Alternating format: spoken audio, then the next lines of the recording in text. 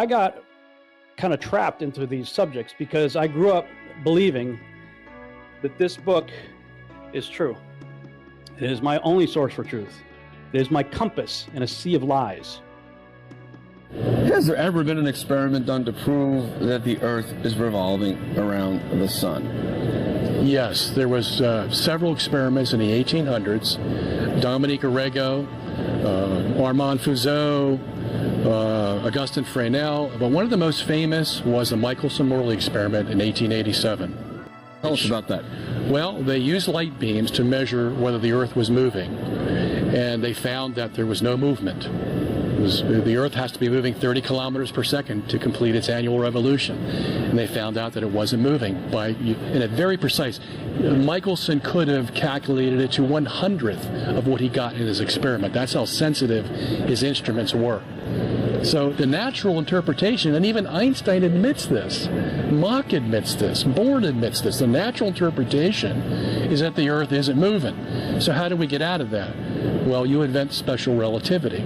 And now you say, well, the reason that beam wasn't affected when it went toward the motion of the Earth was because the apparatus shortened. Huh? Yeah, Michelson's apparatus shortened as it was going with the Earth in its orbit around the sun. No, wait, you're telling me that the contraction of mass Yes.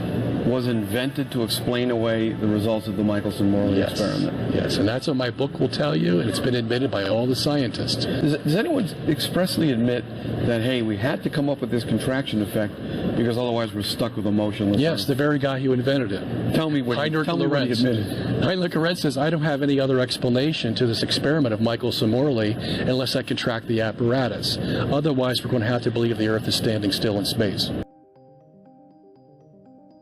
If you put a long exposure camera pointing at the North Star, you'll see the stars will make perfect circles around, perfect star trails. The only problem is the Earth is also orbiting the Sun at 67,000 miles an hour. Okay, the Sun is moving, dragging the Earth and all the planets up that way or that way at 600,000 miles an hour. So why do we see perfect circles? You know, because that's the slowest speed, that's slowest motion in that mix, and yet the Earth is moving 67 times faster that way, and 600 times faster that way. So you should see the stars do all sorts of strange motions, but you don't. You only see them make these perfect circles. That tells me that it's the stars that are moving, not the Earth.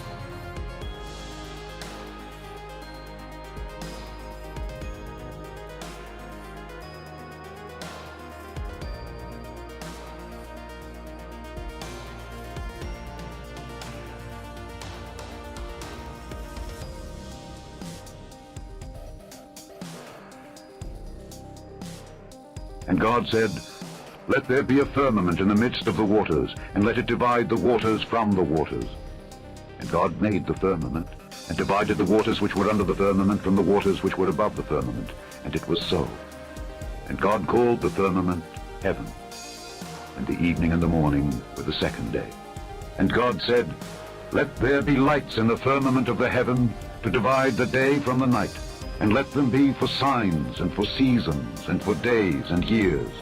And let them be for lights in the firmament of the heaven, to give light upon the earth." And it was so. And God made two great lights, the greater light to rule the day, and the lesser light to rule the night. He made the stars also. And God set them in the firmament of the heaven, to give light upon the earth, and to rule over the day and over the night, and to divide the light from the darkness. And God saw that it was good. And the evening and the morning were the fourth day. For millennia, well-educated people believed the Earth was flat and placed at the center of the universe, enclosed there with a protective covering. In the early 16th century, Nikolai Copernicus introduced a different model of the universe in which the sun lay at the center and the Earth revolved around it. Copernicus' heliocentric model is taught today while the earlier geocentric model has been utterly rejected. If you knew nothing about science and you read, say, the Bible, the Old Testament, which in Genesis is an account of nature, that's what that is.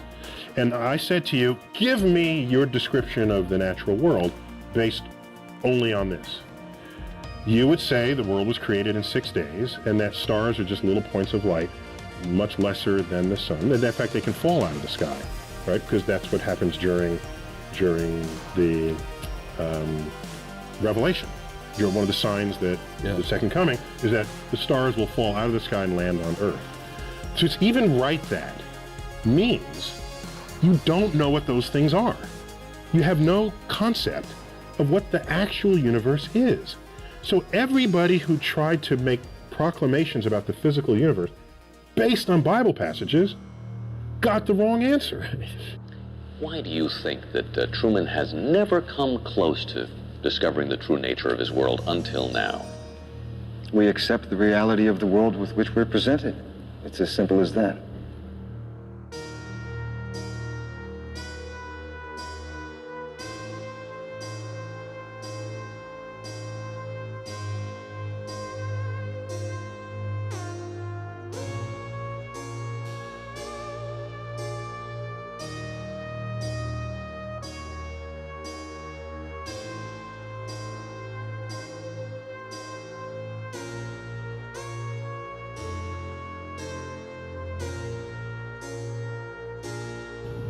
There are great ideas undiscovered, breakthroughs available to those who can remove one of truth's protective layers.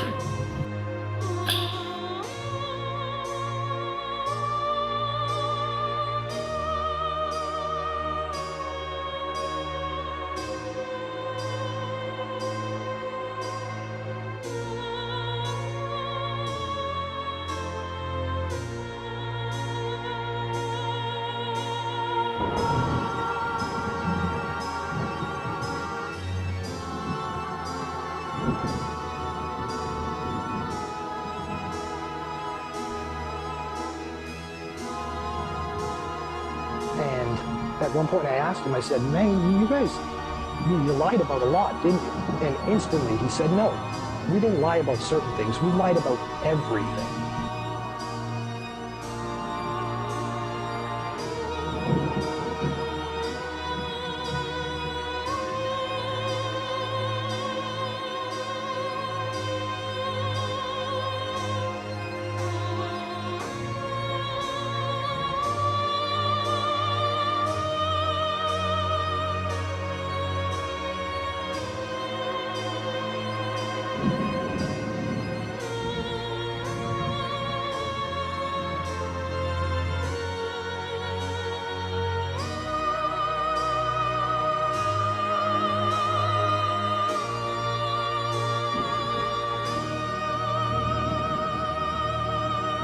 In 1986, the shuttle Challenger exploded about 74 seconds after takeoff, killing all 7 astronauts inside.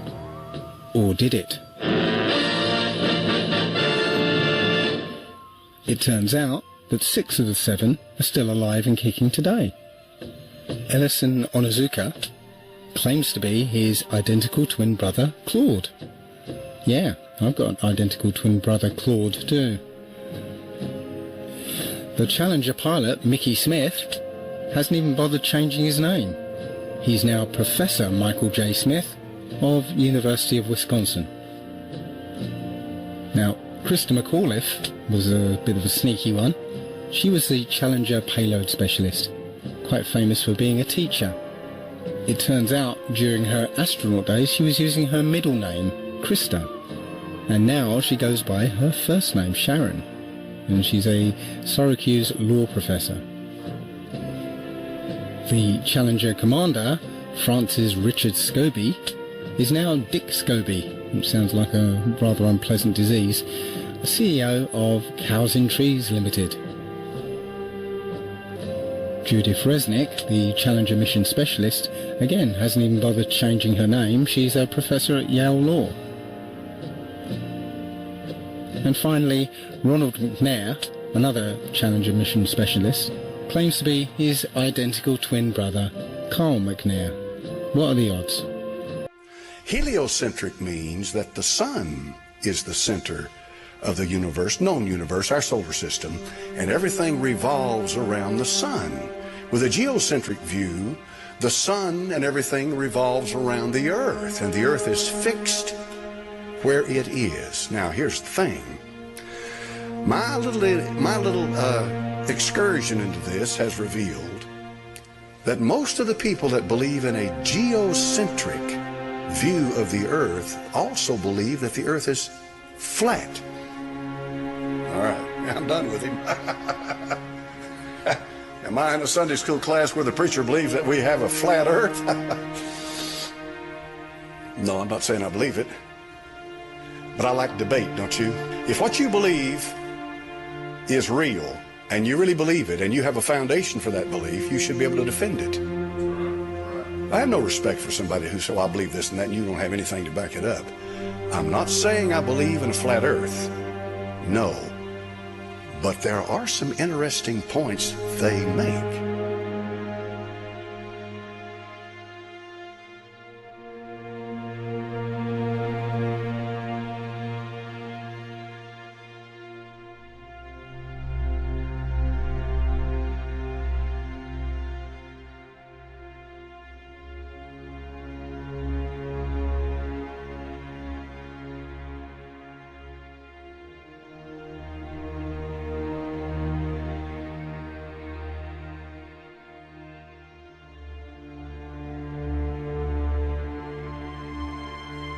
The horizon always looks flat, and I think most people would say, well, that's a perspective issue. That would be the argument, the typical argument.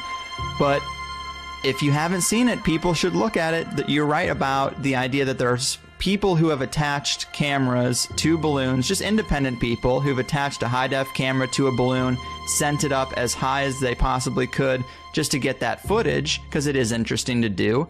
And you are right, as far high as it goes on any of these videos that I've seen, I'm a little surprised that you never see a curvature. Even thousands of feet up, you don't see that curvature. It's a little odd.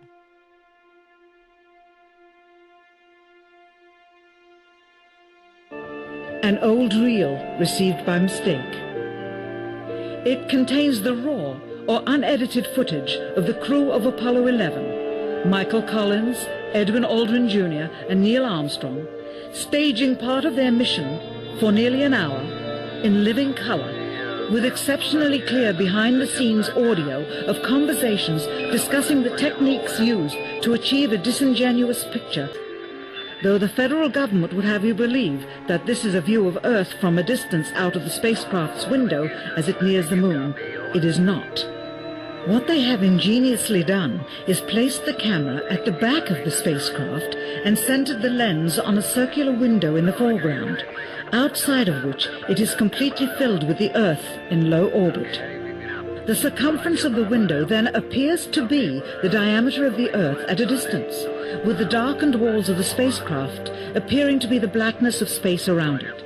That is why they wanted the interior dark and blocked out the sun from any other windows. As they perfected the shot, a crescent-shaped piece of black material was inset slightly into the window to create the illusion of the Earth's terminator line dividing night and day. It is uncannily convincing. This is a segment that they believed wasn't even being recorded, much less suitable for broadcast, for the lens was being zoomed out and the scene was being changed to that of an interior of the astronauts at work, and apparently the stop button popped back up on the recorder without notice. Here is the diffused work light that they used to see camera controls, but not throw light onto the spacecraft's wall.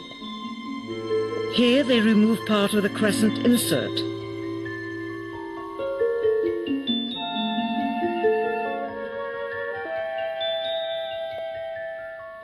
Finally, the iris is opened up to see the real location of the camera and the very bright and near Earth out the window. Later that evening, they were said to be walking on the moon. How can this be when they were in Earth orbit only 9 hours earlier? and the moon is some 3 days' journey away.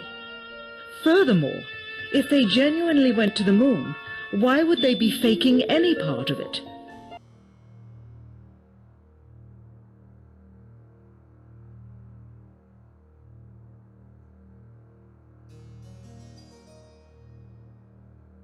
They were kind of laughing, but they were they were listening to him. He seemed to be like kind of like this guy who was just this weird, I thought he was some sort of method. He was basically just like taking apart everything that they know or that they say every day in the office. He was basically explaining the flat earth and how it works. And he literally drew the UN flag. And I thought this was a joke on me. This was some sort of initiation to see if I'm stupid or to see if I'm going to buy this. I thought they were fucking playing with me to see if they could convince me it was flat. And what was creepy about the whole thing is that they were more laughing at me for not getting it. It never went back to it being a ball with these gentlemen that night. It might have been that at the office the next day, in front of everybody else, the underlings, but, and then for weeks, I couldn't think, everywhere I went, every time I saw a picture of the Earth, it was like just a logo, it was a painting, it was a graphic.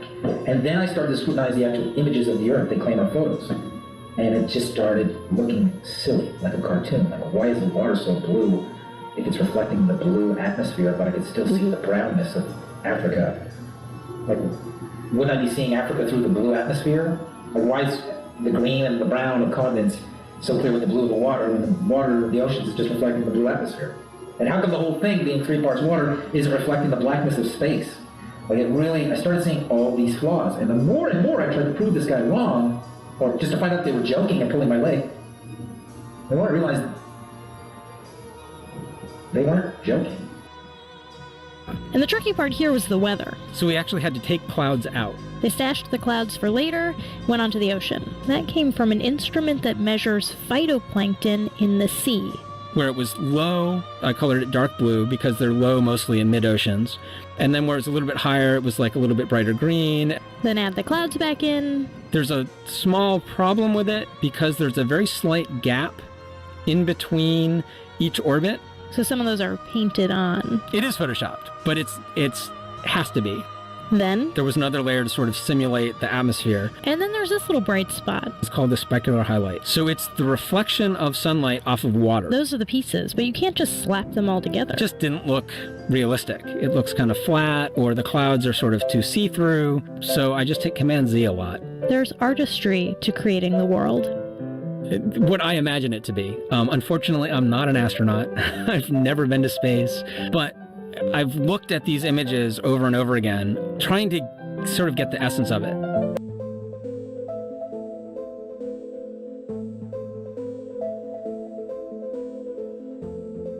The best way to brainwash the whole world, to lie to the whole world about what the world is. What is the earth under your feet? What is in the sky above your head? Where did we come from? It's now, this lie has now evolved into a Big Bang evolution, heliocentric spinning ball cosmology, when in reality, we're not a cosmic accidental sneeze, nothingness turned everything. This is quite obviously intelligently designed, this thing we're experiencing here, this life, this universe.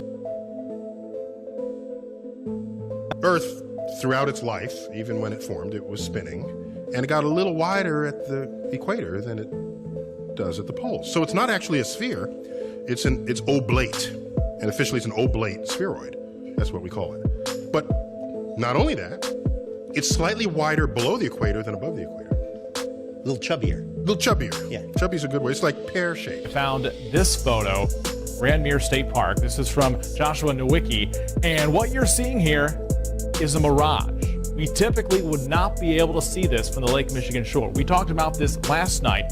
Conditions are right on the lake that we're actually seeing a mirage.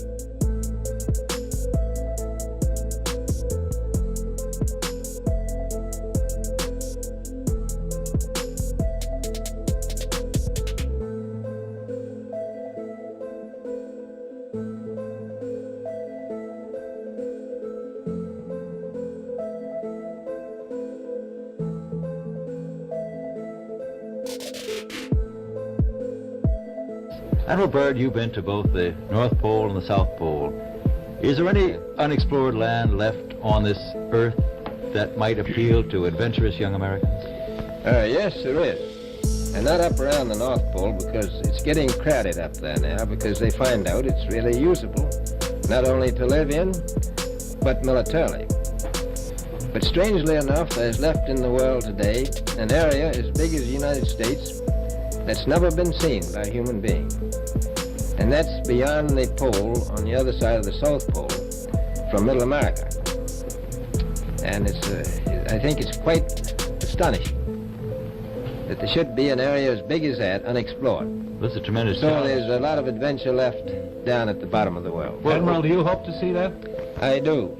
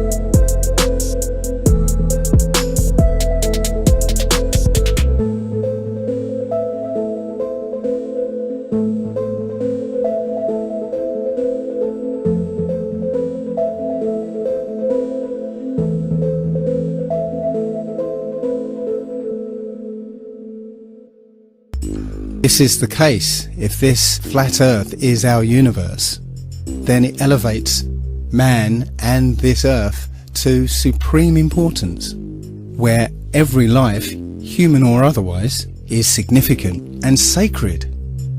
And when we all realise that, then the world, the universe, changes.